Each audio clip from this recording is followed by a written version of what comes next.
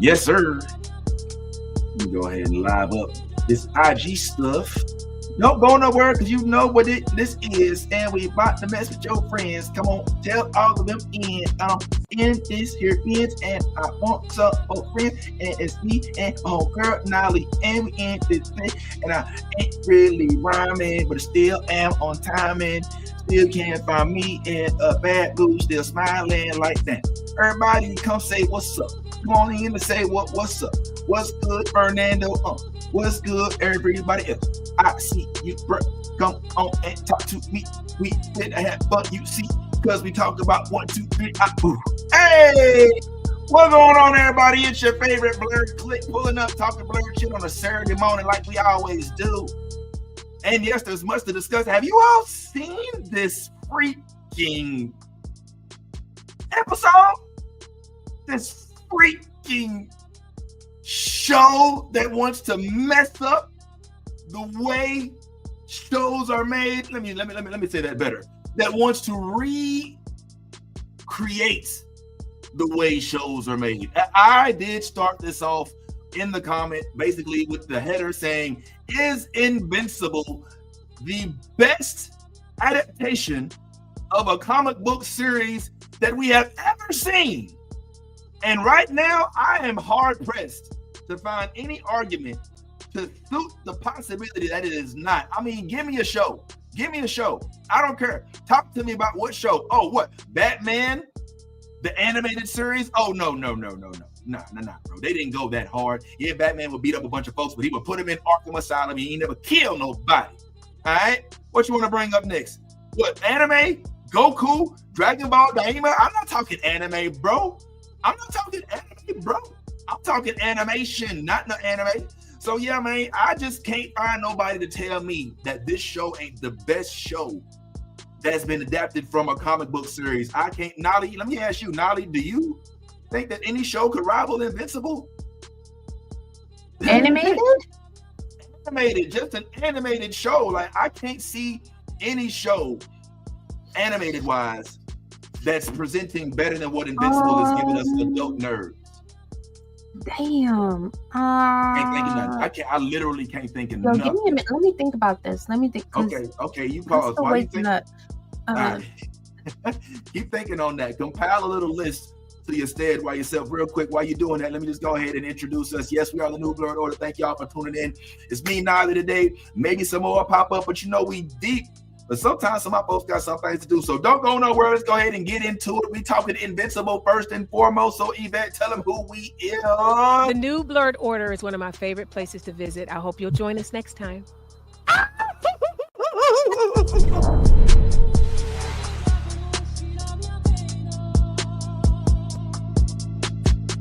The New Blurred Order is one of my favorite places to visit. I hope you'll join us next time. So I always like to play it twice just to make sure you heard it. But yes, man, I am not able to find anybody to tell me that this is not actually the best. Now, we do got the finale that we just had, so we definitely want to talk about that. But as you may know, for the last few weeks, Nolly, you've been a point of discussion because you haven't been up to par on Invincible. And so only Morale and a couple other folks have been pulling up, wanting to see what's going on with you and your journey on Invincible. And even Lisa herself is saying like, yo, look at you being all up to date on Invincible. Oh, isn't that just great? You're just out here just warming hearts and just doing things that make people all happy and stuff. You know what I'm saying? That is awesome. But inquiring minds want to know, are you, Nolly, officially caught up? Yes. Hey, she is. Wow, that was quick. I work from home on Thursdays and Fridays. So yesterday I binged all of season 3 with my husband. Wow. Okay. So you saw the finale then that just came out this week, right? What are you and the Mountain think about our Robert Kirkman Invincible show thus far? It's very good, and I think the Mountain was getting frustrated with me because every 5 seconds I was like, because it's so violent. I love violence. Oh yeah. but it's so violent. And I'm like, oh my God. I'm like, oh, I know that hurt. Oh, I know that hurt. Oh, I think they need a Band-Aid. Oh, that hurts. Mortal's head is popped off, and I'm like, he need a little Band-Aid. Oh, like, wow. Yeah, man. It was a lot. It was a lot that went on. And then I had like the emotional struggle of freaking Jeffrey Dean Morgan voicing Conquest and Invincible being voiced by Steven. And I'm like, not they gon' Glenn and Negan me. Man. Again, like I haven't been traumatized. And I was trying to explain to the Mountain how fucked up that is. And he was like, I've never seen The Walking Dead. All right. So when did you whip out the divorce papers? Like how soon after that? Was it like I was starting to draft them. Right. Then he was like, but we can watch it. And I was like, today? All right. That's the right answer. So this has started my annual rewatch of The Walking Dead, this time with a co-passenger. That's a little bit of a trauma watch for some certain episodes, you know, like I don't know. Some episodes really fuck you up. Yeah, I don't really want to go back and relive every single thing, which is why this episode itself was so like subliminally difficult. If you are familiar with the entire concept of with Jeffrey Dean Morgan and Steven Yeun. Yeah. Well, if you recall, Steven Yeun played Glenn in a show called Walking Dead. All right. And Negan was also in that show. And unfortunately, Glenn and Negan did not have the best of relationships, unfortunately, in this show. Maybe they did, but it didn't end well. I remember Negan saying something to the effect of, look at your eye. It's all hanging out and shit. It looks gross. That's fucked up. Look at that shit. Gross. Yeah, look at your eye. It's all like hanging out and shit. Oh, and then when Glenn starts trying to talk, he's like, holy shit, you're still going. Yeah. Trauma. So bad. So like I'm sitting there I'm watching this Nolly and I hear the voices. And I'm like, yo, and then all of it, some of it has to do with the same synopsis. I mean, he was trying to save what was it? I forget what Maggie, Maggie in the joint, even though they all brought him around in a circle. But this kind of he got real worked up when Conquest put his hands on Eve. You know what I'm saying? Even though Eve is fairly indestructible. But yeah, man, this was definitely a little traumatic to watch, to relive that scene. I mean, there's very few scenes, Nolly, that stay with you forever, right? Like when a show or a movie does it so well that it never leaves you. You know what I'm saying? Like that was one of those. Let me go ahead and go to the chat right quick. What's going on, MBO fam? Appreciate y'all pulling up. What's good, Marquisha? What's happening? Morale, of course. Appreciate you, man. That's a big deal. Of course, obviously, we love to see Lisa run well, be well. That's dope. Yeah, it's a good comedy. I mean, a good comic book, but anime, I don't put it in the same category because anime will blow this out the water. We're gonna talk about anime, that's a whole different thing. But in terms of like just regular animation, you know what I'm saying? Got to give it up to Robert Kirkman. Yeah, Nolly being caught up. Okay, so let's answer the question. Where is Nolly? Nolly, unfortunately, today is at Cowboy Fest. Yaz is at Reggae Fest. I'm sorry, Nolly. Yes. Yes. Oh my God. Yo, the way my dyslexia is set up. Sorry. Am I in a fever dream? Yeah. Yaz is Nolly's right here. Yaz had to go to, what was it? Reggae Fest. What fest? Who? Reggae Fest. Reggae. Oh yeah, Reggae Fest. So yeah, Yaz is out there. Hey dog, you want to hit this dog? Oh my God, dog! It's like so much tits. I shouldn't put her on blast like that. Get out. She wouldn't do anything like that. So that's what's going on. Serenity, good to see you live there. You know what I'm saying? Thanks for pulling up. I always love to see the comments after the fact when you can't watch live. I read them things. We all do. Sometimes you get a chance to respond as well. Yeah, so unfortunately she can't be here today. Anthony's traveling. Ty's at a funeral, unfortunately. His cousin passed away. So he's dealing with that, unfortunately.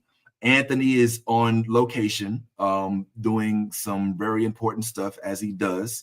And hopefully we get a chance to get a peek at some of that stuff. Steph is doing what she does, traveling the world. She's probably on a train somewhere in the middle of New York. But I will say this, I did get a chance to catch up with my boy this week. He came down to South Florida. We went to, I know it's not too nerdy, but we went to catch a Mets game, and that was kind of cool. I got to see Juan Soto hit a home run. I know that's not what we talk about, but we even had a little fun doing a little freestyle session. I know y'all ain't see me and Ty on the same screen very much, so take this in. Rhythm like whoa, oh I get it like whoa. Smoking weed is not blow. Just how far can I go? I am not white, I'm a pro. Who the fuck wanna go? Thinking white just like I was snow. Who the fuck wanna know? Am I low? Now I wanna grow like them Negroes. I'll spare you. It doesn't get any better. But we had a lot of fun. Got to interview a bunch of folks. So that was cool. And Nolly says she wants to join us next time to talk about maybe a little bit of I don't know nothing about sports skitball. But I did grow up. My dad and my grandpa are huge Yankees fans. Like my grandpa literally, there's no Yankee memorabilia that my grandpa does not own. He owns everything from the carpets to the garden gnomes. Okay. Oh, wow. And has a Yankee room in his house. I think I have pictures, so I'll text them to you. But okay, it is insane. And so they used to take us to games. Like we'd go to like 10, 12 games a season. All the time. Did I know what was going on? No. Did I know that the men wore tight pants and had nice butts? Absolutely.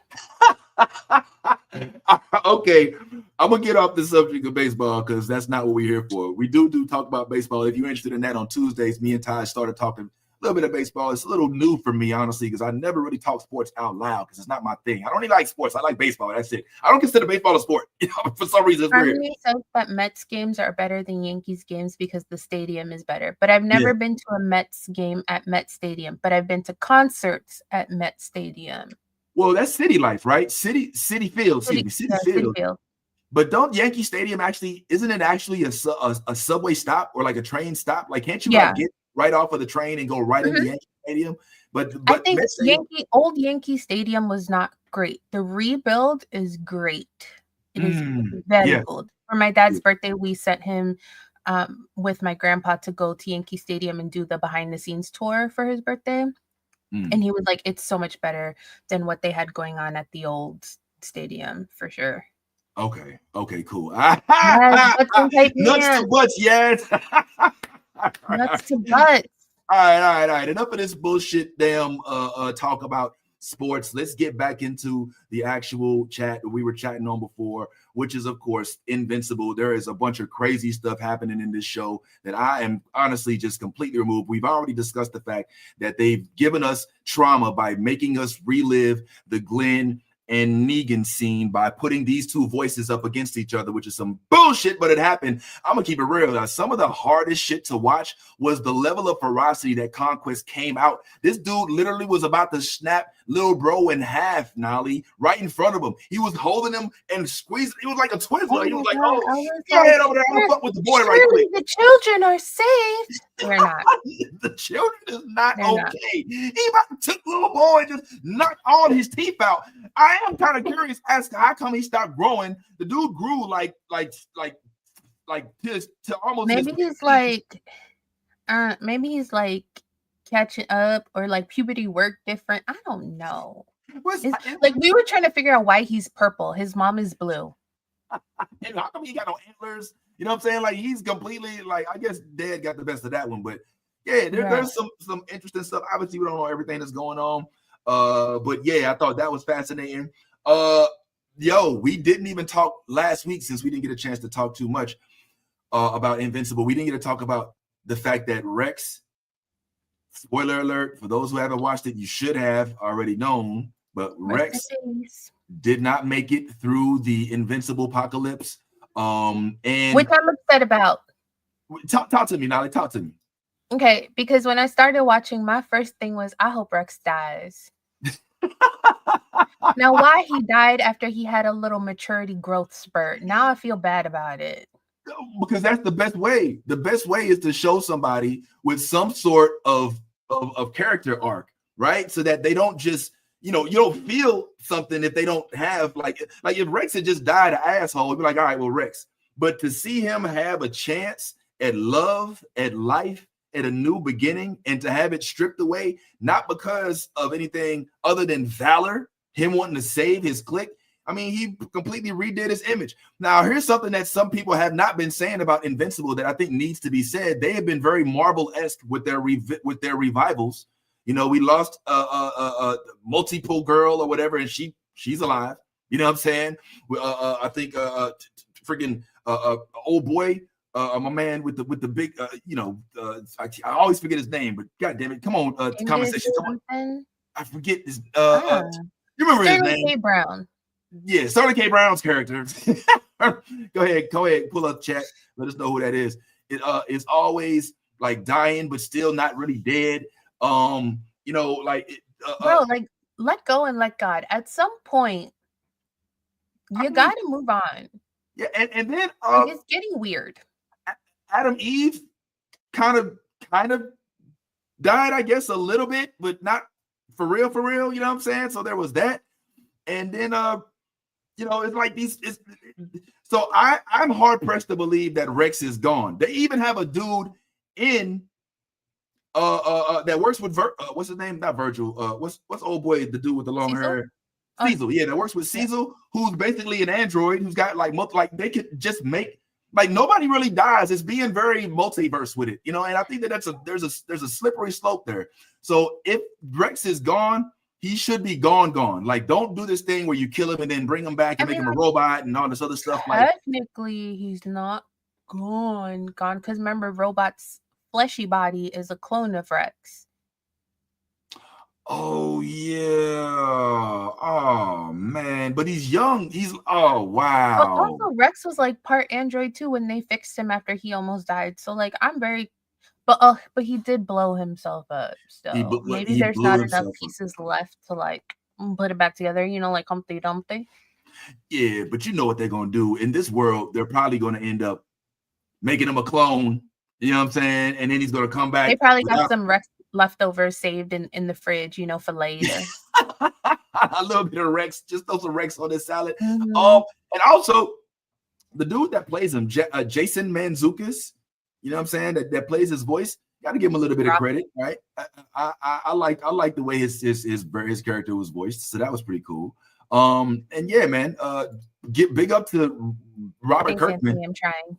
Yeah, that's right. We quick learners over here, Big Ant. Shout out to Ant and Yaz in the chat. Appreciate y'all pulling up. So yeah, man, I'm loving the knowledge, the wherewithal to know that it's going to add heart to kill off a character. Like, please, I mean, as much as you hate to see him go, it adds heart. It adds more to the story. So thank you for doing that.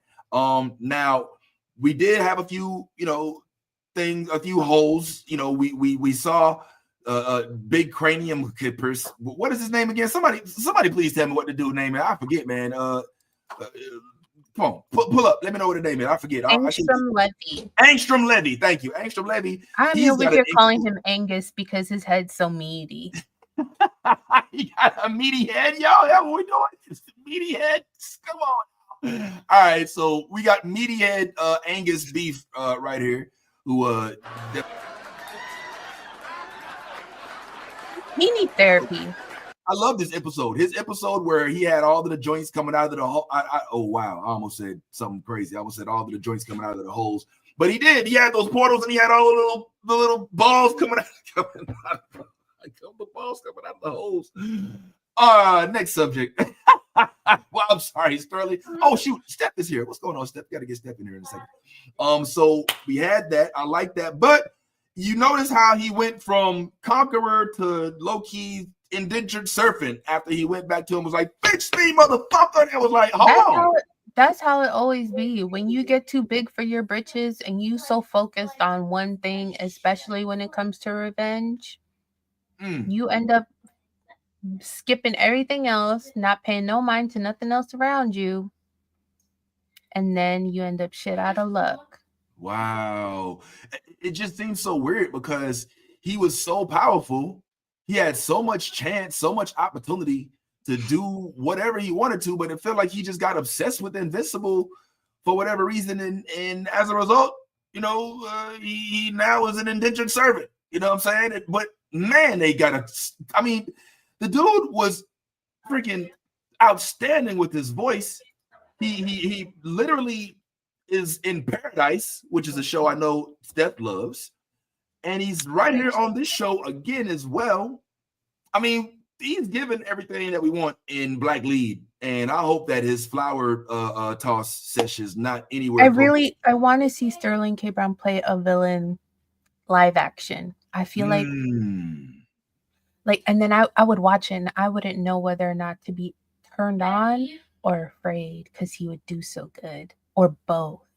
Yeah, it is interesting. I would like to see, I picture maybe what if he was like the high evolutionary in Guardians of the Galaxy 3, something like that. He could hold down a role like that, not to take away from old boy who did it, because he did his thing too, but some sort of role where he does get an opportunity to kind of put out his acting chops. Real quick, while we have the luxury of being able to have some of our friends here as well, I know somebody else who really likes Sterling K. Brown who's joining us just for a quick second, I believe.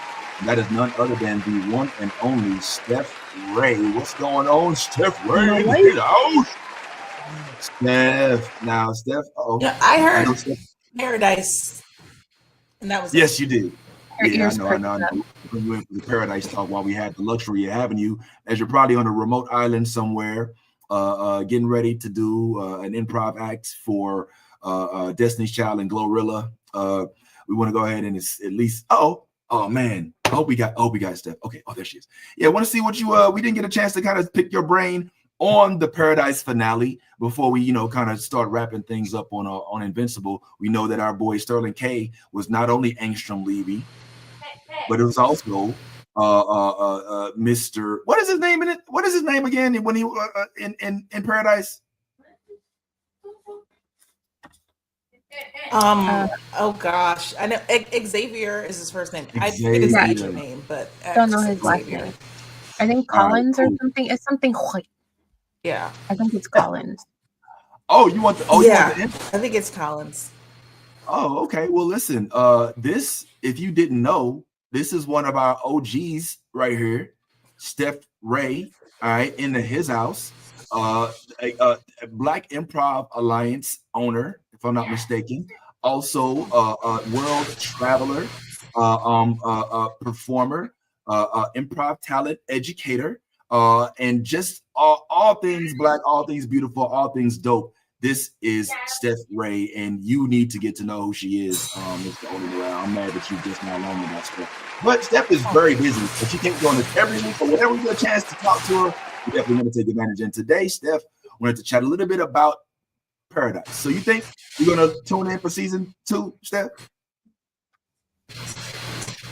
I'm already watching it in the future. Like, future Stephanie is sat in front of her television watching Paradise season 2 right now as we speak. I'm completely obsessed. Top 5 television shows of all time. Wow. At least based on season 1. Top 5 season 1 of all. If they can maintain this level of quality going forward, but I have no reason not to believe they will. Why? Oh, what really? What makes you say that?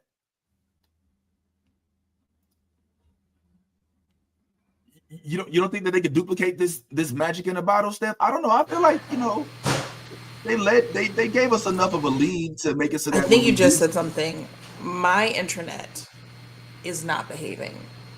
Yeah. Yep, we tried. All right. Well, I guess anything on the way out. Anything on the way out, Steph? We want to thank Stephanie. Good to see you guys.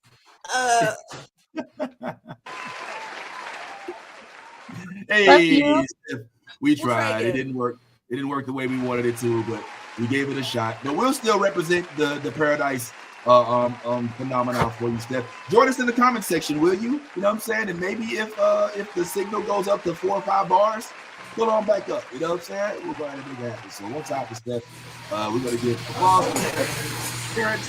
But a big for her internet. Unfortunately, that sucks, man, because Steph is like one of my favorite people to have on the show, because nobody brings it like Steph. And also, yes, we would love to have had a breakdown today, but we'll save that for next week, I suppose. Now, just back to Invincible real quick. I know I'm bouncing around, by the way. Oh my God. Oh my God. Okay, I'm getting anxiety. HD. All right. Okay. All right. Hold on. Okay. All right. Hold on. Okay. Oh God. All right. Calm down. Okay. It's okay. All right. The way my anxiety is set up. Woo. All right. Okay, guys. We're gonna get through this. It's gonna get through this. We're gonna get through this. All right. So, Invincible. We were talking about, I believe. And if I'm not mistaken, I've got on here because Steph was here. Oh my God. I need to walk away for a second. I'm gonna have to break down. Anyway, so boom. So it's Saturday morning. How's everybody doing? Okay. That's I don't usually great. do this. I'm tired. I don't usually do this. This is a family show. This is happening. I'm sorry. I cannot. This is some stressful shit. Can I just pull away the freaking the curtain for a second? This shit is stressful. This shit, waking up, putting this shit together, putting it on the screen, making the flyers, making the little joints, putting them in the right area so that they fit the screen, uploading the video, pushing the button at the right time, accidentally having it on loop, having the right shit in the background so when I take the video down, it's not paradise, but it's the right thing. I try my best to keep the face front, but my God, this shit comes sometimes, bro. It's hard. I struggle too with like always showing up because work is draining. Being a mom is draining. Oh my God, yes. I was also doing like grad school the last 2 years until February. So that is exhausting. Oh yeah, and you've been killing it too. You was Magnum Cum Laude. I'm Summa this time. Summer Cum Laude. It's exhausting. Shit is exhausting. And like mental health and regular health, shit is crazy these days. Yeah, man. Like I don't know if I could have pulled up. Like I had to go this week for a biopsy, which is like stressful in itself because then now I have to wait 2 weeks and be like, well, is it or is it not cancer? And so it's like, and I'm an overthinker. So I'm over here like asking them out and I'm like, okay, but if it is cancer, what are we going to do? And I'm like, and of course, because I work in human resources, I'm like, okay, so you have to apply for intermittent FMLA because I don't qualify at my job because I've not been there for a year yet, but I'm going to need someone to take me to treatments. It won't be a long time because I've done my research and depending on the stages, it's only 6 rounds of chemo. Like the whole thing. Oh my God. And I'm like, I need to know because I need to plan things. I need to like hyperfixate and like focus on things. I need as much it's the autism. I need as much information as possible. Yeah. Or else I'll like super spiral. Yeah. And so like this morning I was like, I'm exhausted. But I have a calling. Yo, same. Like I ain't gonna lie. And shout out to the comments for the kind words. And yeah, that was the original purpose of this platform, was to have a space to just share and talk about stuff that we enjoy that we don't necessarily have circles for in our regular life. Like I can't go out. I can't call my cousins and say, yo, did you see Daredevil? They'd be like, what? Did I see what? You know what I'm saying? So this was a joining of like-minded folks who could share that. But to put together the actual platform does cause a little stress on occasion. Not so much that I don't want to do it, but it's just like, I'm such a perfectionist. And last night I started feeling that little tickle in your throat, you know, where you like, oh man, I'm about to get sick. You know what I'm saying? Like, oh man. And it's going around. Yeah, man. I'm like, man, and I don't know if it's COVID. Both my kids are snot-nosed right now, and I'm like, y'all better stay the fuck away from me. All right. Oh, you got rooms, stay in there. Yo. So you got it. Sometimes it takes that, man. You know what I'm saying? And so I woke up this morning, and I'm full transparency for those who follow us. By the way, I hope you're subscribing and liking on all of our sites. And shout out to the Instagram. I actually hit Instagram today, so appreciate y'all pulling up. and some of y'all in the comments, sorry I can't comment back on the Instagram comments. I'm not always looking at them, but we planned on running a rerun today. I'm gonna keep it real. Like I was like, first I got the word that I think I got the word that Ty wasn't gonna be able to make it. I was like, all right, well that's cool. And then and Yaz both weren't able to make it. We're like, all right, well that happens. You know, we the reason why it's good to have a deep bench is because we don't necessarily need to have everybody at the same time. And then I was asking Nolly, I was like, maybe we could get, you know, Michael or maybe Tiffy, somebody pull up. And I was like, nah, not really. I was like, all right, cool. I was like, well, look, man, it's me and you, bro. I ain't tripping, man, bro. Let's hold it down. And then what did you text me this morning? My internet was broke. You know, it's funny. I was up at 3 a.m., right? Because I have insomnia. And so I like to doom scroll Reddit in the middle of the night when I can't sleep. And so I was like doom scrolling Reddit, and I was like, oh, the internet is down. And I was like, it'll be back up in the morning. And then I woke up to my son freaking out and like pounding on doors because the internet was not back up. And I was like, well, yeah, that's a problem, man. It's gonna be a great day. So then after that, after I got the text from Nolly, I was like, you know what, man? I don't give a damn, man. I love talking about this shit. I'm gonna pull up and I'm gonna talk as long as I can and see how it goes. And then fortunately, I look up, and to my surprise, I was delighted to see Nolly's face pop up, and I was like, yes, my heroine, what's happening? And then I saw Steph, and I was like, oh shit. And now I even see that maybe perhaps Yaz might be able to do a little quick breakdown. I don't know if that's going to happen or not, but that would definitely be dope as hell. But I understand if you can't, so no pressure, Yaz. Right, Yaz. I have Spectrum too. Oh yeah, Spectrum is a problem, man. So, I guess I just and my area doesn't have options. It's either Spectrum or AT&T, and AT&T costs a grip for shit service. So, might as well suck it up in Spectrum. Yeah, I mean, I don't think I even have a choice out here. We just have Spectrum in Apopka.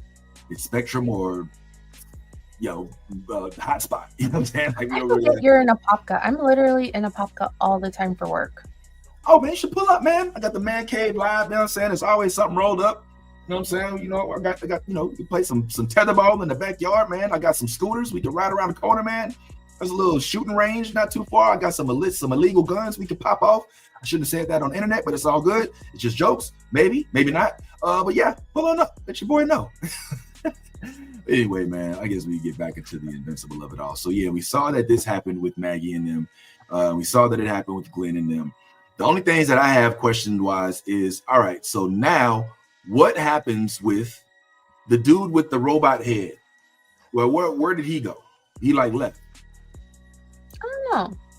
Yeah, so there was, this season, it went all over the place, but I like it because it just gives us more to look forward to for the future. I gotta do a mom thing. I'll be right back. Okay. All right, go handle your mom stuff. I will be right here holding it down as best I could. So since we are talking a little bit of Invincible, I thought it'd be cool if we maybe chat on some other things that I consider to be Invincible. And this is a perfect time. Oh, this is it. Is this it? Okay. All right. So guys, I have been personally wanting to do this segment about science. I haven't been able to really put it out there because I haven't really put it together appropriately yet. But I wanted to start a science segment because I'm really deep into science while Nolly's going to do her thing. And in this segment, I wanted to be able to showcase things that I thought were really cool. You know, you got to remember, I went to school for engineering at Florida A&M. I worked at Lockheed Martin, NASA for quite a while. And I'm kind of geeked up about things that you can actually build. And I love to see what folks can put together with just their own resources. And so one of the things that I thought was pretty cool was something that I saw not too long ago. This dude right here, man, check this out right here. This is pretty hot. I like this. This is cool.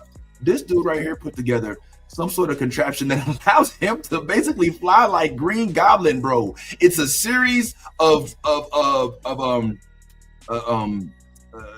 drones, right, that are all honed together that basically can hold his weight. Now, some of y'all will say, oh, this ain't work, this ain't real, this ain't even real. But I don't know if it's real or not, but I do know that that's cool as hell. And I want to see something like that on Amazon post-haste pronto right now. How many of y'all would cop a Green Goblin freaking glider, bro?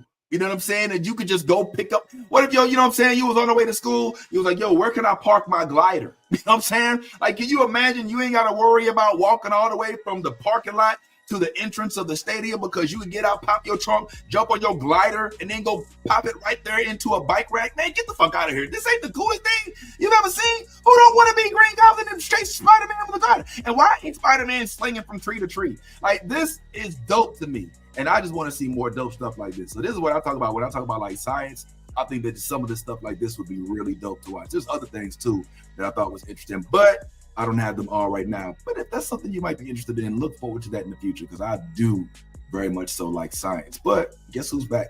We got Nolly back in the house. And we're probably gonna start rapping soon, frankly, because it's stressful and I'm running out of things. But we haven't had a chance to talk about the other show that also is out right now. And that show will be none other than I'm with Lisa, by the way, on the glider. I can't balance myself for shit. you wouldn't do the glider. I can't even skateboard, my guy.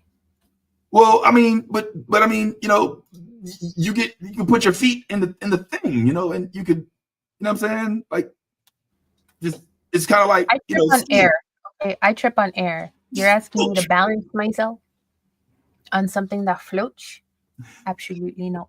Yo, Sawyer would love this. Are you serious? Like, Sawyer would become a paper boy. He'd go around throwing papers. I'm gonna send you a picture of Sawyer at Disney and how terrified he was all right. at being on the Snow White mine ride. Oh man. Yo, all right, comments. Yo, real quick, man. In your fam, while she's sending this to me, how many of y'all would actually ride this glider? If I bought it for you, if you woke up, went to your doorstep, and there was a free glider that was tested, I sent it to you on Instagram. All right, cool. Let me check it out. I might even be able to put it up here. That's tested, proven. You might even be able to, you know, I do ride bikes and roller skate. Well, I gotta be careful around bikes. But I can't break myself. I use a wall. Yo, hold on. I got the Sawyer joint right here. Yo, check out Sawyer, y'all. Yo, he's in the back. He's hugging the mountain heat with his life. Yo, I remember those days, man. No rides, they seem cool, but they be scary as hell, boy. When you go, but that's Big Thunder Mountain, ain't it? Yeah, they just switched it to 7 doors. Yo, Big Thunder. Okay. Yeah, you look like you might be a little spooked, man. There's another one. We did. We finally rode Guardians of the Galaxy at Epcot because Sawyer gets a disability pass. So every time we've gone, I'm like, I'm not waiting 3 fucking hours for a coaster. It's not happening. So the wait was like 70 minutes, but I was like, oh, but if we use the pass, we can just come back. This was last Friday, only morale. So we use the pass and we get on, and I had not been on it, and I had also not done any research on what kind of coaster it was. And so I sat next to Sawyer for that one. And the way he immediately put his arm around my neck and was saying, oh gosh, oh goodness, oh drats, oh double drats, the whole ride. He praised the drats. I was like, oh my God. I'm so sorry. I did not realize that it was this kind of coaster. Has Sawyer ever cursed? So I got a text last week from his behavior specialist. So Sawyer's non-speaking, so he can't have conversations, but he does know phrases. And so apparently he was walking around school going, shut up, you're stupid, and titties.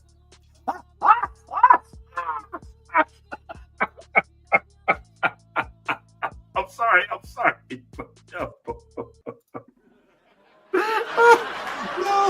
I'm sorry, man. So I wrote back and I was like, I had not realized that Sawyer was bilingual and knew French. I'm laughing for a few reasons. Number one, it's funny when a kid says titties and doesn't realize the impact it could have. The other thing I'm laughing at is the fact that I know he heard that from you. It's like yeah, look at that. You know.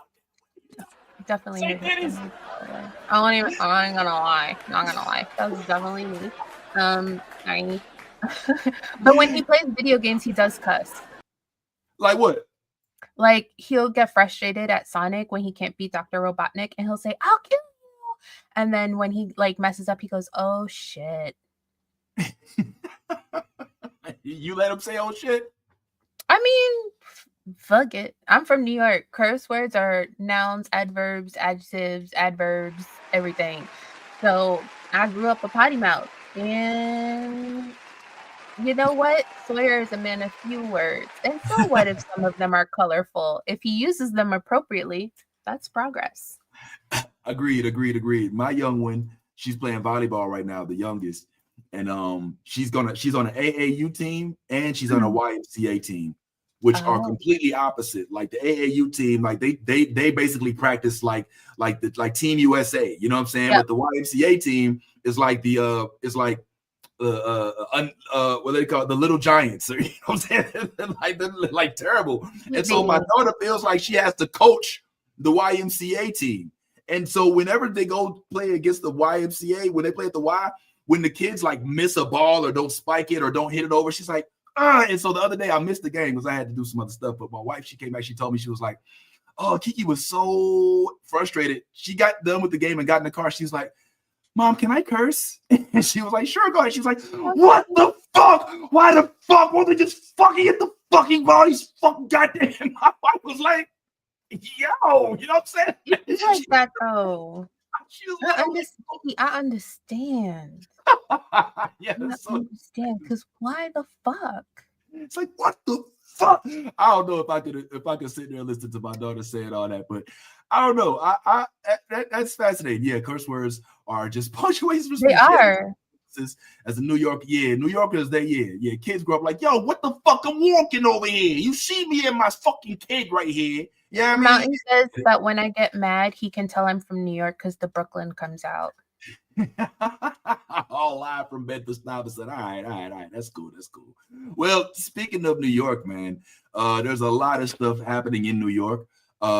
Specifically, Especially Hell's Kitchen, where I went to elementary school. Hallelujah. One time for the Segway crew. And so, there's a lot going on in freaking New York, specifically the borough of Hell's Kitchen, which, depending on if that's where you're from, might be where you want to figure out if you want to keep staying. But everybody is not necessarily into Hell's Kitchen like that. There are some superheroes that don't necessarily feel like Hell's Kitchen may be the only place that needs to be protected. I don't know. Some folks like a Luke Cage, maybe. You think black superheroes only save black people? They're busy. They ain't got the time to save the rest of the world. That's a luxury that only white superheroes have. My neighborhood's great. What else is going on out here in the world? But black superheroes got to focus on their block. I watch Luke Cage. Luke Cage is my show. Love Luke Cage. Luke Cage, if you don't know nothing about comic books and superheroes, Luke Cage is this TV show about an indestructible black man. The brother's bulletproof, super strength. He'll throw a truck at you like a football. You would think with his resume, he would be somewhere with Iron Man trying to save the universe. This motherfucker never leaves Harlem. He ain't got the time. Whole TV show, 8 blocks. That's all it is. Cage ain't got time to be saving everybody. He ain't got time to go to Hell's Kitchen to help Daredevil. That's how busy Luke Cage is. Can't even take the one line. Luke Cage don't care about the rest of the world. Luke Cage is like, look, until Thanos come by the Apollo Theater, that ain't none of my business. Sweet Christmas. Why do you think black superheroes? Yeah, man. Agreed wholeheartedly. Shout out to the boy, Roy Wood, man. And Roy Wood's one of them people who still answers my texts. So I love that about him, man. This dude is cool as hell. FAMU grad. What's up? Shout out to my dog, Orange and Green, who represents. And yeah, man, Daredevil was crazy. We even got somebody here who may have also seen the show who's joining us out the blue. Oh, shit. What is going on? It's none other than the one and only Yazzie who pulled up out the blizzard. What up, Yazzie? Hey, y'all. I'm just going to give you that breakdown real quick that y'all requested, and then I'm going to pull out. Is that okay? Okay, so are we breaking down in? Which one you want? Which one's more important? I ain't gonna lie. Is there any way? Daredevil. Oh no, I want to hear Invincible. I want to hear. Oh, you don't have time. I was gonna say I'm pressed for time. My husband's like literally packing the car up because I've literally been taking so long now. So we'll make it quick, okay? All right, Invincible. Here we go. So go. Season finale was fucking incredible. Hands down to fucking Steven Yeun and the writers and creators of fucking Invincible, because this fucking show, literally gonna be talking about it probably till the end of the goddamn year because it was so fire. If you didn't catch it on Amazon Prime, please run your ass over there and fucking pull up and watch all of season 3, because I'm telling you, all gas, no breaks, shit was fucking fire. So now let's dive in. Whew, this season finale was fucking crazy. Okay, so Invincible, he figured out that we got some new villains coming to fuck us up, and one of them, his name is Conquest, who's a Viltrumite, and I'm not gonna lie, this man is goddamn with the villain vibes. For an older man, I'm not gonna lie, he's fucking scary when he smiles, especially when blood's coming out of his face and he's just beating the fucking shit out of you. Can we talk about his Thor arm real quick? Like, this motherfucker got a mechanical fucking goddamn, like, what? What the fuck is up with this? And he is here to basically just fuck up Mark's whole life. That was his whole plan and why he was sent to Earth. Didn't we just deal with a bunch of Invincibles and, you know, different types of Marks? And now we got this fucking guy coming in, ruining shit. Whew. Well, of course, Mark is Mark. He's going to go and save the fucking town. But I don't know if Mark is going to be defeated because this nigga holds nothing back. Like, let's be serious. And he is enjoying beating the shit out of Invincible to a point where little Oliver's like, I got this. Oh man, Oliver shouldn't have done that. Mom, you shouldn't have let that baby go, because his ass almost got, I don't even want to say it. I don't even want to fucking say it. We almost lost the baby, the purple baby. What the fuck, Mom? Okay. Woo! You sent him out to go fight this elderly man. I don't even think that's abuse on the elderly. I think that's child abuse. So let's get into it. So Oliver, you know, I'm gonna go save my big brother. They're not far. Well, this poor baby finds out real quick that was a bad fucking decision. Some fights you just need to let Mark fucking either die or figure it the fuck out, because this one was the learner. If Oliver didn't catch on quickly that he needs to get his ass stronger real quick before he tries to fight a fucking Viltrumite, I don't know what else. But this baby almost got torn in half, like a pretzel, like you almost heard the fucking carrot snap. I literally was freaking out. I'm not gonna lie. I was like, is it gonna die? Is it gonna make it? Whew. Luckily, Mark fucking came in, about to die. He was about to die, but he came in at the opportune moment to fucking save Oliver. Now, you know, Conquest, his whole point was to try and see how strong Mark is, how formidable he is, being that, you know, he's half human, half Viltrumite, and he's basically an abomination to their whole entire race. But he's actually welcomely surprised that when Mark gets mad, he gets a little powerful there, and he can throw some fucking hits. And maybe they're not the best hits, but another person comes and saves Mark, and I almost died when I saw that Oliver almost died. And then fucking Eve wakes up and decides with her broken leg, she's gonna come and fucking save her man. Oh shit! I don't know how much more I could have taken from this. This episode literally had me in an emotional fucking roller coaster, because between Oliver, between Mark, between fucking Conquest, and then Eve fucking pops in. Eve was already fucking hurt. So now she's about to, oh my God.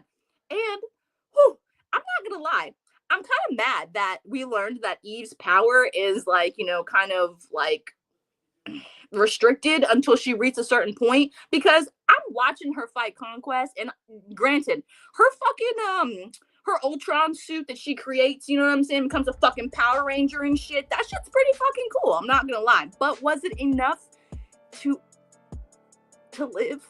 I don't know. I think she should have second guessed this fight with Conquest, because she did give him a run for his money. I'm not gonna lie. She bucked up and showed up, and she kicked some ass. But can we talk about how this man karate chopped her fucking face and like split it in half? He like curb stomped her with the backhand. Like, what the fuck was that? That bitch's face was all like, yeah, she was all fucked up. She couldn't even talk to Mark. And then the final blow, bro. The hand in the abdomen. Oh my god! Watching her fall was literally like, whew, thank God Mark caught her ass, because I'm telling you, this episode, it was crazy as fuck to a point where I honestly am a little upset by how they cliffhangered our asses. But I think it's really funny that we have so many interesting characters going into season 4, because I'm not gonna lie, if they didn't have the backstory for these characters the way they built them up, it wouldn't be as great. And Conquest, ultimately right now, is the best villain Mark has gone, hands down.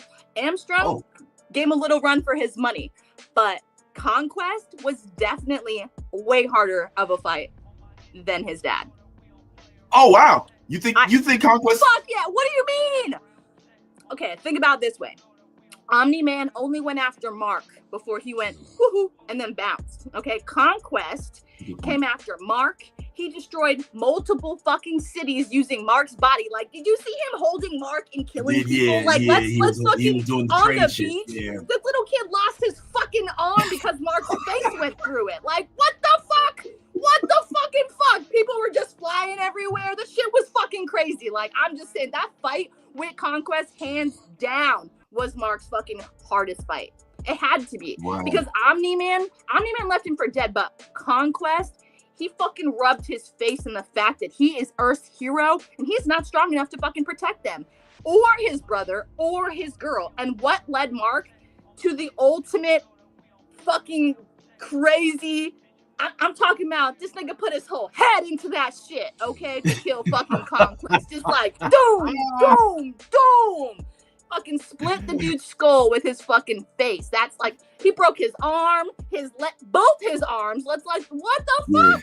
You know what I'm saying? Like, Mark's dad beat the shit out of him, but Mark didn't have any like severe injuries. Mark's in fucking like double cast now. He's, you know what I'm saying? Like, the man can't even wipe his ass or take his clothes off to, like, you know, have some sex with his girlfriend. But luckily, I mean, with her mind, she can just do that shit. So, you know what I'm saying? He got lucky, but we learned in this season finale that Mark has ultimately reached his point of no return. And that may or may not be scary or a great thing. Mark's not fucking playing anymore. He's not worrying about someone coming to hurt his family, because you want to know why? He's going to fucking kill them now. He officially has reached level 0. And I'm not going to lie.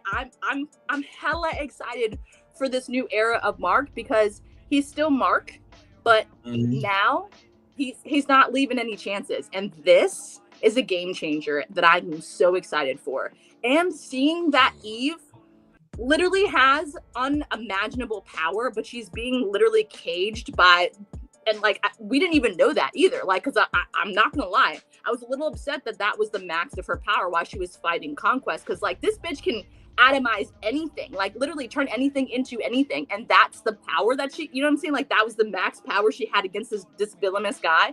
But when she cooked his ass, bro, nigga got a 3rd-degree burn from fucking Eve, and he's still sitting there all crispy, like, you know, skin all hanging out, like, I can do this. You think that's gonna stop me? Not gonna lie, hands down, the scariest fucking villain on Invincible was Conquest. And I'm sad that he's gone, but is he gone? Because, you know, Cecil, you know, with his army of robots and fucking Dr. Sinclair, they fucking, I'm sorry, but did they like trap him in a thing, and when he twitches, he will die? He's a fucking Viltrumite. Like, what the fuck they think they're gonna do? You know what I'm saying? Like, did you implant one of those things you put in Mark's fucking head in that motherfucker's head too? Because you think that little fucking caged fucking, you know, goddamn, he looked like Han Solo in the fucking, you know, Frozen and fucking Kryptonite, dog. Like, literally. Yeah. You know what I'm saying? Like, hanging the fuck out, okay? They really think that shit's gonna stop them. They have another thing coming. Because I'm telling you, Conquest, once that motherfucker wakes up, he ain't giving them no secrets. He gonna give Cecil a run for his fucking money. And can we talk about what Dr. Sinclair is working on in his little fucking lab? That apparently he needs 2.5 more weeks for because Yeah. they're supposed to be the ultimate weapon. What the fuck are they making now? They already got fucking like these zombie fucking humanoid fucking machine people. I'm sorry, but Donald is like, he's not even human anymore. That man died so many times. Like, you know what I'm saying? Right. Like that poor man, you know? Yeah, he's like the Poor, Coulson of the poor group. man. He lives forever. They had to take his memories of him dying. Poor man. Yeah. You see what I'm Yeah, saying? that's Like, true. what the fuck? He remembered himself dying and coming back. That's fucked. That is You gotta fucking admit, fucked. You got to admit, though, Yaz, that was a cold line that they gave him. That line was cold as hell. He was like, sir, I can do more out there than I can in here. He's like, you're just going to get yourself killed. He's like, that's what I do, sir. I was like, that was that patriot for my country shit. You know what I'm saying? So like, you know, this is why we fucks with Donald, even though he ain't human. You know what I'm saying? Like, this is why you know me, I don't fuck with AI, but I fuck with Donald. Okay, like I'm not gonna lie, niggas ride or die right there. Okay. Okay. All right, so let me ask you this. We didn't really come to any conclusions this season. Every villain that we fought is still out. Angstrom Levy is still out. Conquest still alive. Metalhead still out there. The only one that didn't make it was the dude that turns into a dragon. So like this really leads for a very, very ripe season 4, if I'm not mistaken. Because we still don't have a conclusion on your boy Alan and Alan. Alien. So they never. I swore they was gonna give us a post credit scene with Alan and Omni-Man, but they gave us something. But I didn't know exactly what exactly that was at the very end. I'm not 100% sure. I didn't watch all the way to there was something after. Yeah, there was. I think if I'm not mistaken, Nolly, did you watch the post credit scene? There was a post credit scene, if I'm not mistaken, or not necessarily all the way at the very end, but like mid credit. Daddy Lion. That's what I'm calling him. Yeah, the lion. Daddy Lion. There was like that lion dude on that was on the world. Oh with yeah, the fucking If I was to ever guy. become a furry. you fuck with cowardly lions. That's what we get. It's the deep voice, ain't it, Nolly? It's the hair. You know what it is? Because growing up, my first crush was Beast from Beauty and the Beast. Oh. Okay, so you like Belle. He turned human. You like Belle, yeah. I was gonna say you didn't like when he turned human. You were like, go back to being the Beast. No, are we talking the live action or the cartoon or the live action? The cartoon. The cartoon. Oh, okay, yeah, the long flowing hair and yeah. We 90s babies, okay? So they were selling sex with that Beast for sure. That's why she was like, when he turned into a white man, she was like, you're gonna have to go back. Yeah, she was like, you blonde hair, blue eyed white man. I don't know. I mean, Nolly and I, you know what I'm saying? Like, you know, at that point in time, we weren't thinking like that. But we saw Belle. Now, we saw that fucking look, girl. We saw it. You were not. She was like, nah, I want that furry dick, not that. No. Yeah. No. Yeah. Okay. Give me that animal instincts, not whatever that was. She wants to hear the roar. You know what I'm saying? Absolutely. Then starve. Yes, boss me around, daddy. I deserve. Oh my God, yo, I was not ready. But I'm loving it. All right, well, damn, man. I guess we got the Invincible. So you don't got no time for a Daredevil breakdown, yes? Not a real quick. Not a real quick, teeny. Not a real quick. No. Babe. This one. Okay, Babe. you didn't let me, so we can try. Quick Daredevil. Okay. Let me mental cap. You're gonna get her. Oh my God. Okay, the fucking trial. What the fuck? Okay, yo, Daredevil. What the fuck is going on in Daredevil? Like, can we just sit down and thank the creators for giving us, like, Disney, thank you for listening to us fans and giving us what the fuck we want, and that's Matt Murdock and his finest. And I'm not gonna lie, this new era of Matt Murdock, I'm actually digging it. You know, he's not beating the shit out of people and everything, but he's using his brains and the law to help make a difference in his community. And I'm digging it. I'm not gonna lie, I'm digging it. But I think the most crazy thing about this whole entire series was about the start of the series is this white panther or this white tiger character. Yeah. So White Tiger, did you guys know that the actual actor died? He's not Yeah. he's no longer with us anymore. So rest in peace for being the first Latino Puerto Rican fucking super like vigilante, technically speaking, in Marvel, because I'm not gonna lie, I think that's like really fucking cool that we finally we got a little just due on that. You know what I'm saying? Well, I mean, I don't know the Who else accuracy of that. America Chavez was played by a Latin character, even though she was right. Mexican. But she was Mexican though. I'm talking about Boricuas. You know what I'm saying? Like, Okay, we all there's that. have There's different we have different nationalities in between, our commingling. Okay, so I'm singling my people out, Boricuas. We got ours. That's all I'm saying. Unfortunately, he gone though. But I did think the trial was like the coolest thing ever.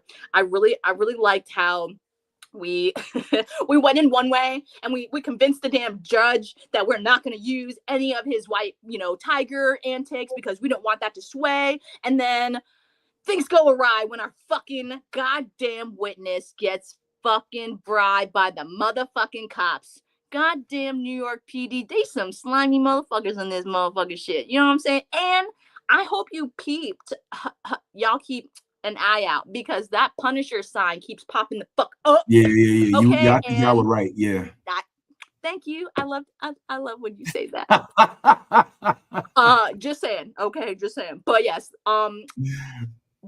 the Punisher has some followers in the New York City PD, and not too many people are catching on to this.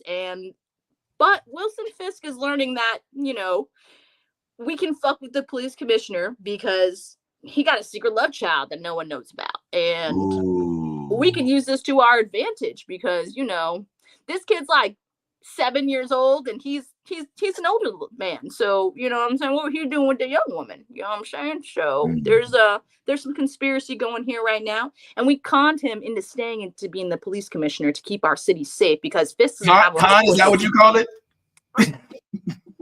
Right. Okay, we pulled a Wilson, and we will not admit or deny blackmail to said police commissioner to get him to do what the fuck we want him to do. Yeah, and guess what? Who rose to the occasion? The commissioner. Yeah. So being that we are under trial and we're trying to figure out if Victor Ayala, which is White Tiger's alias, that's his name, if he is guilty or not of first degree murder, like homicide murder, and obstruction of justice or whatever the fuck else they charged him with. You know what I'm saying? So during this trial, we had our witness. The police got to him, which fucking sucks. So now Matt Murdock is like, fuck. I need to pivot, but I gotta pivot fucking quick, or this whole case gets thrown out. This fucking dude goes to prison for the rest of his life. He's already getting his ass beat by the guards and the prisoners in Rikers. What's gonna fucking happen to him if he's convicted guilty? That's what's going through Daredevil Matt Murdock's mind right now. So he's trying to think, what does he do? He pulls a fucking quick one on the judge, on everybody, saying by getting people to testify on the fact of his morale and his basically the fact that he does what's right, whether it could put him in harm's way or not. Victor Ayala is a man that is all about what's right from wrong, and when he sees someone in danger or someone being bullied or hurt by someone else, he steps in. That's who he is. That's his character. So after Matt Murdock basically threw the whole case out, and the judge did allow it, thank God, because I mean, if they would have called a mistrial, no matter what, I mean, shit would have gone really bad for Victor Ayala, because it would have carried this case on for another year or so. So luckily for him, it wasn't a mistrial, but we did get to see that Victor had a lot of people that he saved, being the vigilante, the White Tiger, that literally came up in court to testify on his behalf of what kind of character of a man that he is, which I thought, I'm not going to lie, was a beautiful pivot for Matt Murdock, because honestly, I mean, that literally won him his case. Literally. You can't deny what other people have to say. And, picture's worth 1,000 words.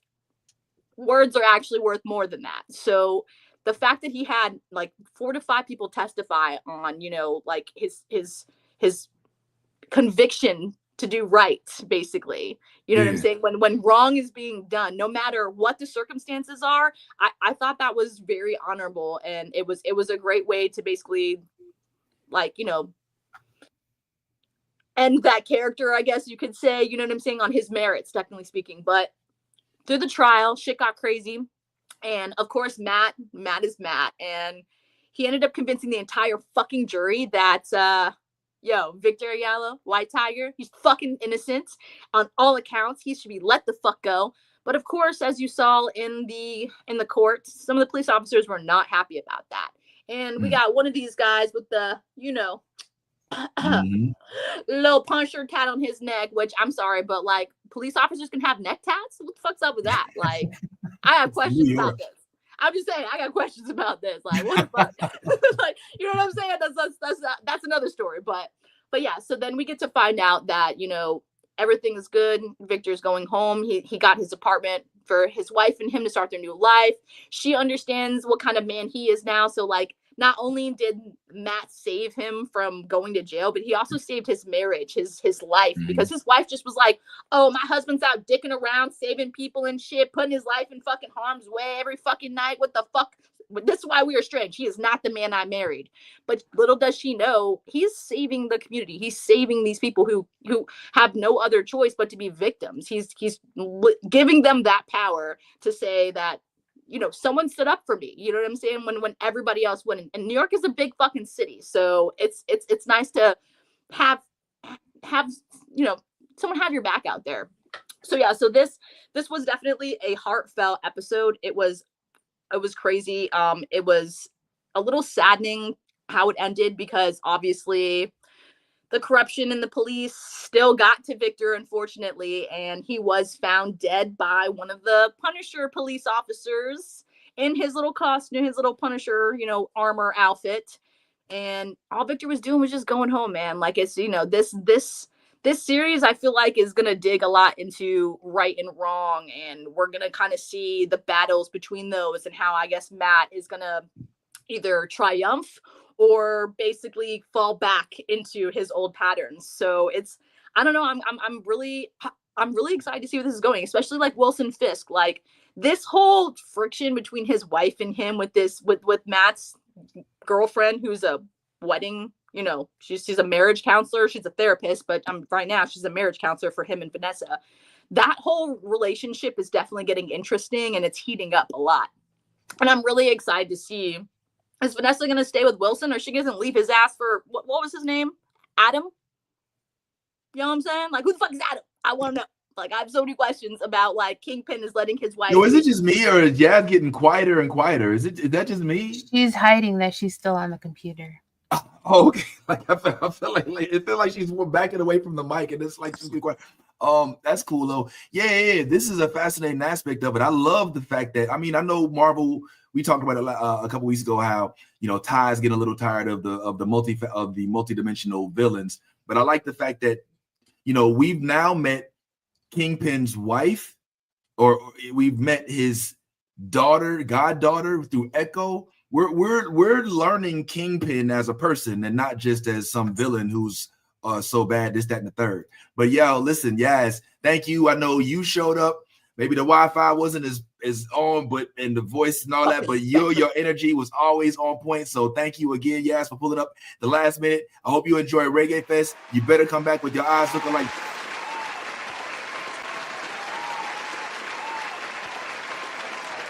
Thanks for the best breakdowns on Earth. Hallelujah. That's the homie Yazzie. We're going to go ahead and let her do her thing. We still here, man. We'll probably start to wrap up here pretty soon in a little bit. But I agree with everything that Yaz said about the episode. I love what's going on with Daredevil. I think Daredevil, as I said last week, is Marvel Jesus right now with regard to the television studios. I mean, I know there was a niche following for Agatha, but it didn't hit the multitudes. Agatha felt like one of those things that you could you tell specific people about it. You don't tell everybody about it. Daredevil was one of those things I feel like you could tell anybody who's into action, anybody who's into stuff. They don't even got to be into comic books. They don't even got to. Like, this show just resonates. You know what I'm saying? So for that, I say definitely give it a watch so we can talk about it on the weekly, even though it comes on, I think, on Mondays, which sucks because we don't really like to talk about it till after, what you call it. You know what I'm saying? So that is what it is. But just a couple more things, man. Then we'll go ahead and jump on up out of here. Because these are things I wanted to holler at you, Nolly, about a couple things actually. Just want to pick your brain on a couple topics, such as, have you heard about this Odyssey movie? Mm-hmm. So evidently there's an Odyssey movie coming out. Yes. Directed by Christopher Nolan. And it seems like they're recruiting a lot of Marvel characters. And for some reason, evidently, Mr. Robert Downey Jr. said that he declined it for the Avengers. But if I'm not mistaken, two of the other characters, I think, as you pointed out, Zendaya and Tom are in it. Yeah. So what could be what's going on here? Like, why would I don't know what? I don't think this is an accurate quote. Yeah. Okay. Because even then, Odyssey is filming now. So, and Doomsday is barely in pre-production. So I don't know like where the quote came from, because there's so many other people in this, like Lupita's in it, Tom Holland's in it, Zendaya's in it, John Bernthal's in it. There's just so many Marvel folks involved in Odyssey. So I don't see why he would decline for the Avengers movie. Yeah. But because it's not even filming yet. So that's why I think like the report isn't accurate. Yeah. Okay. So this might be just some stuff that we're seeing that somebody did to get some clicks up. And that happened. So it is what it is. All right. Well, what say you about this report right here? Evidently, there's a documentary coming out that's highlighting some of the stuff that happened with Stan Lee in his last few years, and it does not look good. It is heartbreaking. Now, again, I don't know how much of this stuff is accurate, how much of this stuff is in actuality portrayed in a manner that does give us some sort of accurate depiction of what was going on in his life. But I figure let's at least give it a little quick watch and see what it's talking about. If you haven't watched or heard anything about this, just check this out real quick. And we'll talk about it on the other end. His life. I was his assistant, his confidant, but most importantly, his friend. I traveled the world with him, witnessing firsthand the incredible highs of his legendary career, but also the heartbreaking lows. Stan spent his final years enduring mistreatment, manipulation, and betrayal at the hands of a few very bad actors. Is there any way to get us out of the San Francisco thing? Or do you feel we gotta do it? Gotta do it. At the time, I didn't have the power to stop it, but I did have a camera and I filmed everything. Whoa, watch out! Now I'm asking for your help to finish the film and finally get justice for Stan. This documentary includes... My name is John Bullerjack, and for the last 4 years of Stanley's life, I was his assistant. Before I just buy into exactly everything, I don't know with what how much of this is biased and how much of it is shot in a manner that's meant to portray some sort of narrative, but it's hard to not look at it and just feel heartbroken for the dude who created almost all of our favorite characters growing up and even to this day, who stood up for civil rights, who was outwardly pro I want to say black, but pro yourself, I would say, in all facets. And it evidently was being kind of carted around as a puppet just so that folks around him who are getting percentages off of his appearances, were not necessarily really caring for him and were using him. There's a clip that I saw that basically it looks like Jose Quesada, but I don't think it is. But this dude right there, he's like, we're gonna get every bit of money out of you or something like that. It's like, well, damn. So, any thoughts on this real quick, and then we'll go ahead and get on up out of here. Well, whoops. On one hand, elder abuse is disgusting, and I understand who Stan Lee is, and so I understand the demand for Stan Lee. But at what point do you let people rest? Right. And just be? Like, had he not given enough? But on the other hand, you were his assistant.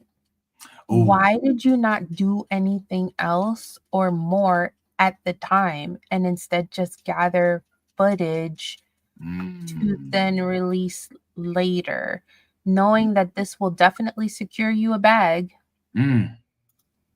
Speak on it. But the film is about people taking advantage of Stan Lee, and here you are. Wow. Post-death, trying to secure a bag. And I get it. We should talk about this. This should absolutely be spoken up about. But you getting a feeling about it?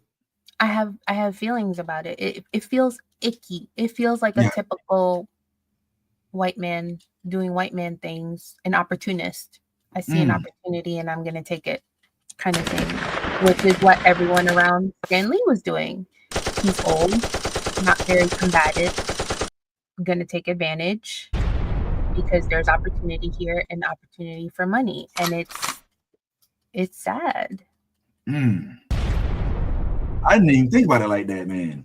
I mean, I think it's be an assistant to this man, see he's going through all this stuff, and not say shit and not do nothing. Okay, you can easily call any fucking hotline real fucking quick and get an agency out, and that would get the ball rolling for shit. You could even report that shit anonymously, and you didn't. You just collected footage to release later. Why? Because now you don't have a job, or you knew you wouldn't have a job because he's old, and so now you were waiting to collect your check. Wow.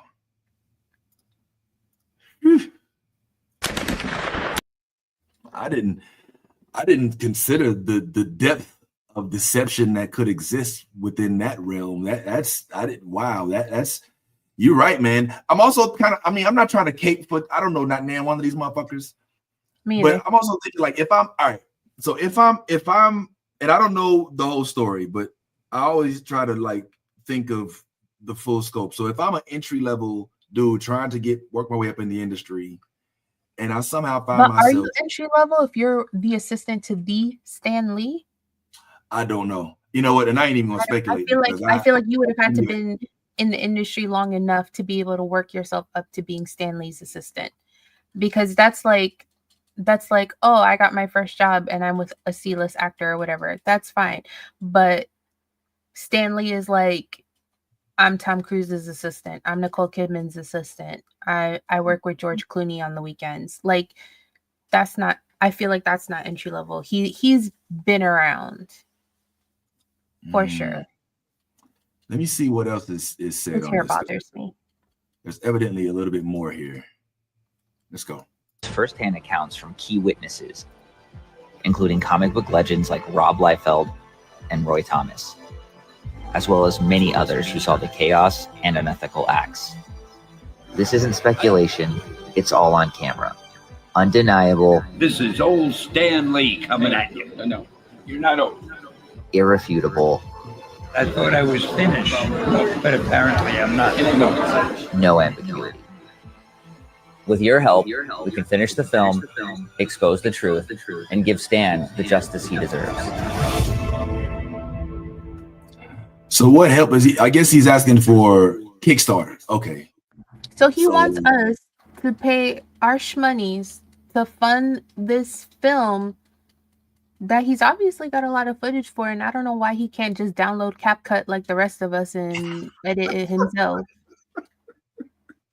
Is it? What for happened? making the You wasn't movie? making enough money watching people abuse Stan Lee for you to fund your little movie by yourself? Shout out to Geniusy Arts. I see you over in the IG because most of us are on Instagram and Twitch. We're not doing the IG thing too tough. So thanks for commenting on IG, but come join us on YouTube right quick. Yeah, man, it looks like clear exploitation on multiple fronts. I can't help but feel though like I wish I knew some numbers, because I mean, if I find out that the money that's going towards Stan in these events is enormous, and the other everybody else getting a tiny percentage, I'm not going to say I lose sympathy, but I'm going to say, okay, well, damn, I guess I understand why they were pressing it. But the thing that makes it most heartbreaking is there's footage here that seems to apparently show that he wasn't trying to do all this stuff. He was trying to not, do we have to do this, and why do we have to do this, and is this really? It's like, well, you're the franchise. You should be able to be like, I'm not doing that shit. You know what I'm saying? Like the fact that didn't happen and nobody actually functioned in a manner that allowed him to have his way, the same way a Chris Rock or Kevin Hart or maybe a James Gunn or somebody is going to command what it is that their itinerary is going to be and not be bossed around by anybody. It just shows. But again, we all also had that soft spot because we know about Stan and him not necessarily owning the characters that he made and him trying to get into the movies so he can have some sort of royalties. And so it just sucks that this dude went through all of this, and man, now there's even in his death people that evidently are still going to profit off of, man, just the way it is.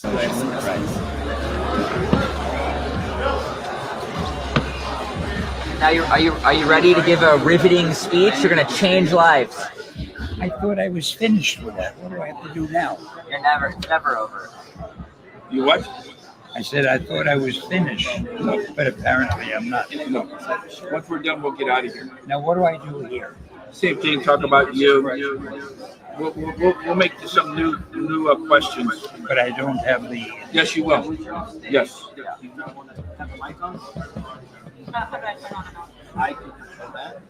You get your money's worth out of me. Every single penny. Penny, like 5 pennies. Wow. Thank you very much, sir. Sad to see it, Stan. Sad to see it, Stan. But we know that this is a thing. Well, listen, folks, we ain't gonna keep y'all all day. We're gonna do a little short sesh today so we can let y'all go a little earlier so you can enjoy your whole ass Saturday. Make sure y'all tune on in next week where we'll be back live and direct right here so we can chat even more Daredevil and some other stuff that's going on, because I do believe like Thunderbolts is about to pop and there's a couple of May 2nd. Is it May 2nd? I didn't think it was that soon, was it? Oh, May. Yes, you're right. Yes, May, I believe. Yeah. Actually, there's a whole I gotta get real quick before we go. You got to tell them what you said about your favorite. Let me know, chat. On the way out, would this be something y'all would be interested in? This evidently is an incomplete adult nerd cruise. Let's go ahead and give y'all an idea of what it is on the way out, and then just chime in the chat as to whether or not you could see yourself going to something like this. So Cruise 2024. JoCo Cruise is the most amazing week of the whole year. And the rest of the year is just waiting to get back on the boat. JoCo Cruise is adult nerd summer camp at sea. The most accepting nerd summer camp. JoCo Cruise is all day board game. Welcome to my secret lair on Skull Crusher Mountain.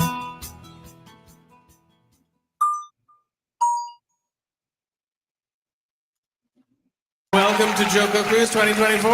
JoCo Cruise is the most amazing week of the whole year. And the rest of the year is just waiting to get back on the boat. JoCo Cruise is adult nerd summer camp at sea. The most accepting nerd summer camp. JoCo Cruise is all day board game. Welcome to my secret lair on Skull Crusher Mountain.